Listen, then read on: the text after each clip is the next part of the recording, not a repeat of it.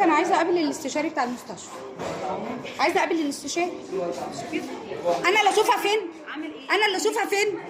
انا اللي انت عارفه ان ابني بيموت صح؟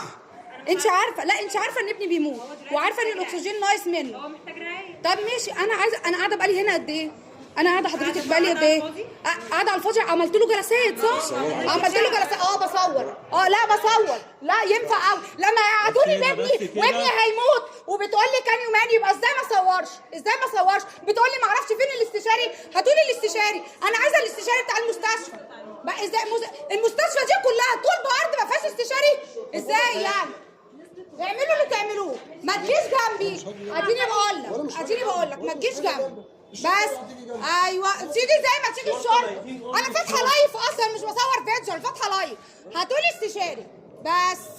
هو مش فيديو اصلا، هو لايف. انا عايزه استشاري ينزل يشوف ابني بيموت بقاله ساعتين 3 ومفيش. يلا بعد اذنكم بقى حد يشوف لي استشاري. هو مش ده حقي؟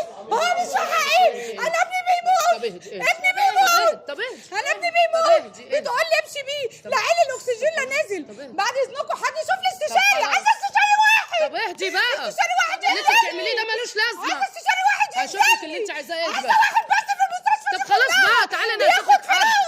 ما احنا بندفع ضرايب مبسوط من دمنا كل طب ما تهدي عشان اللي معاكي. هو اللي انت بتعمليه ده ما حدش هيعرف عليك. طب ماشي انا هجيب لك حد. عايزه بقى. طب ماشي نزلي لي حد. طب اهدي بقى حد كده. ينزل يقول لي طب ابني ينفع اهدي ان انا عشان امشي بيه. اعرف اشوف لك يلا حد. بعد اذنك. ماشي اتفتح طب ماشي. كل اللي معاك. طب ما انا فاتحه لايف. انا مش بسجل فيديو. بعد اذنكم. ما هو كده ما حدش يلا. هيعرف عليك. اسمعني. لا ماشي. انا هقفل اول ما الاقي الاستشاري قدامي. انا هقفل التليفون. تعالي معايا. بعد ايه؟ والله اول ما الاقي استشاري قدامي. هي بتقول لي انا ما اعرفش الاستشاري في ايه. انت متخيله؟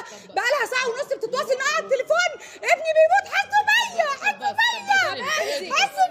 عمالين يكلموا بعض بالانجليزي. هبقى انت ترضيها. انت ترضيها.